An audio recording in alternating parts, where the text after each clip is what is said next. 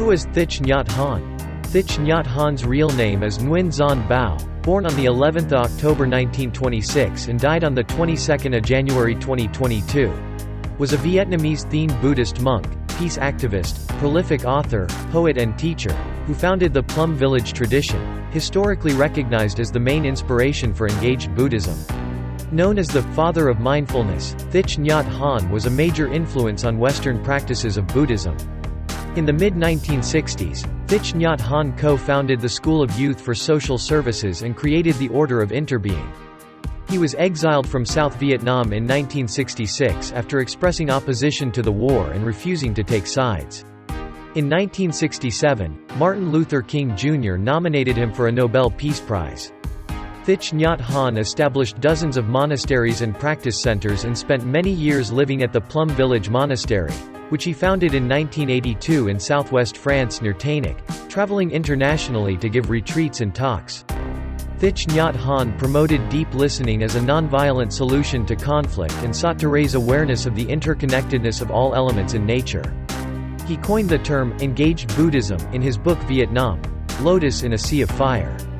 After a 39-year exile, Thich Nhat Hanh was permitted to visit Vietnam in 2005. In 2018, he returned to Vietnam to his Root Temple, Tu Hieu Temple, near Hue, where he lived until his death in 2022, at the age of 95. Top 50 quotes by Thich Nhat Hanh. Walk as if you are kissing the earth with your feet.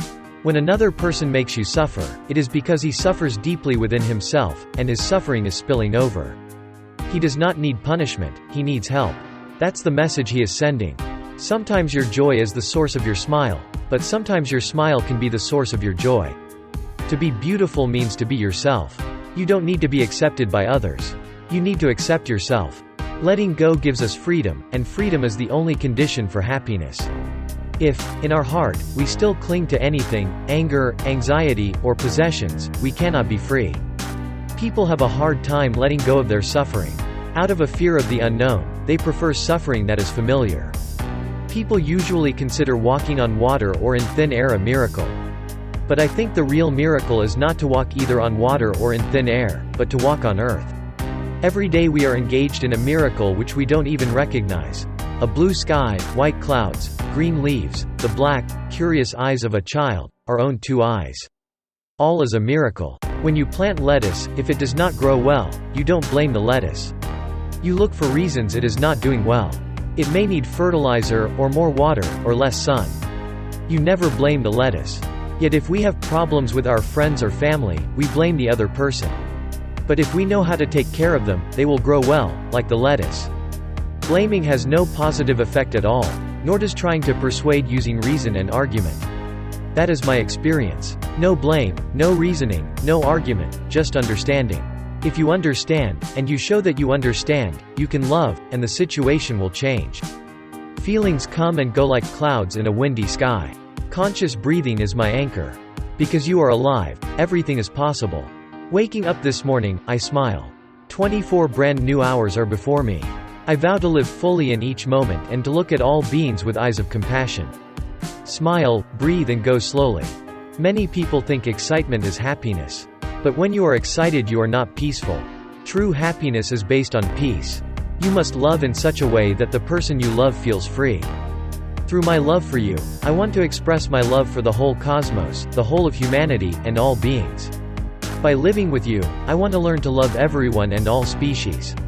If I succeed in loving you, I will be able to love everyone and all species on earth. This is the real message of love. The seed of suffering in you may be strong, but don't wait until you have no more suffering before allowing yourself to be happy. Breathing in, I calm body and mind. Breathing out, I smile. Dwelling in the present moment, I know this is the only moment. Hope is important because it can make the present moment less difficult to bear. If we believe that tomorrow will be better, we can bear a hardship today. If you love someone but rarely make yourself available to him or her, that is not true love. My actions are my only true belongings. Drink your tea slowly and reverently, as if it is the axis on which the world Earth revolves, slowly, evenly, without rushing toward the future. For things to reveal themselves to us, we need to be ready to abandon our views about them. By eating meat we share the responsibility of climate change, the destruction of our forests, and the poisoning of our air and water. The simple act of becoming a vegetarian will make a difference in the health of our planet. Our own life has to be our message. The present moment is filled with joy and happiness. If you are attentive, you will see it. 21. The mind can go in 1,000 directions, but on this beautiful path, I walk in peace. With each step, the wind blows. With each step, a flower blooms. We are here to awaken from our illusion of separateness. Life is available only in the present moment. Suffering is not enough. Life is both dreadful and wonderful. How can I smile when I am filled with so much sorrow? It is natural you need to smile to your sorrow because you are more than your sorrow. I promise myself that I will enjoy every minute of the day that is given me to live. The source of love is deep in us and we can help others realize a lot of happiness. One word, one action, one thought can reduce another person's suffering and bring that person joy. If you love someone, the greatest gift you can give them is your presence. We often think of peace as the absence of war, that if powerful countries would reduce their weapon arsenals, we could have peace. But if we look deeply into the weapons, we see our own minds, our own prejudices, fears and ignorance. Even if we transport all the bombs to the moon, the roots of war and the roots of bombs are still there, in our hearts and minds, and sooner or later we will make new bombs. To work for peace is to uproot war from ourselves and from the hearts of men and women. To prepare for war, to give millions of men and women the opportunity to practice killing day and night in their hearts, is to plant millions of seeds of violence, anger, frustration, and fear that will be passed on for generations to come. Feelings, whether of compassion or irritation, should be welcomed, recognized, and treated on an absolutely equal basis, because both are ourselves. The tangerine I am eating is me. The mustard greens I am planting are me. I plant with all my heart and mind. I clean this teapot with the kind of attention I would have were I giving the baby Buddha or Jesus a bath. Nothing should be treated more carefully than anything else. In mindfulness, compassion, irritation, mustard green plant, and teapot are all sacred. Keeping your body healthy is an expression of gratitude to the whole cosmos, the trees, the clouds, everything. When you say something really unkind, when you do something in retaliation, your anger increases. You make the other person suffer, and he will try hard to say or to do something back to get relief from his suffering. That is how conflict escalates. Compassion is a verb. The wave does not need to die to become water.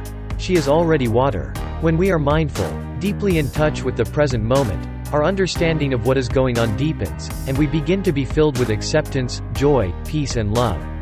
Usually when we hear or read something new, we just compare it to our own ideas. If it is the same, we accept it and say that it is correct. If it is not, we say it is incorrect. In either case, we learn nothing. The secret of Buddhism is to remove all ideas, all concepts, in order for the truth to have a chance to penetrate, to reveal itself. Around us, life bursts with miracles. A glass of water, a ray of sunshine, a leaf, a caterpillar, a flower, laughter, raindrops. If you live in awareness, it is easy to see miracles everywhere. Each human being is a multiplicity of miracles. Eyes that see thousands of colors, shapes, and forms. Ears that hear a bee flying or a thunderclap. A brain that ponders a speck of dust as easily as the entire cosmos. A heart that beats in rhythm with the heartbeat of all beings. When we are tired and feel discouraged by life's daily struggles, we may not notice these miracles, but they are always there. The most precious gift we can offer anyone is our attention. When mindfulness embraces those we love, they will bloom like flowers. My actions are my only true belongings. I cannot escape the consequences of my actions. My actions are the ground on which I stand. Understanding means throwing away your knowledge. I have noticed that people are dealing too much with the negative, with what is wrong. Why not try the other way, to look into the patient and see positive things, to just touch those things and make them bloom? If you suffer and make your loved ones suffer, there is nothing that can justify your desire. When you begin to see that your enemy is suffering, that is the beginning of insight. It is said that God has created man in his own image. But it may be that humankind has created God in the image of humankind. It is my conviction that there is no way to peace, peace is the way.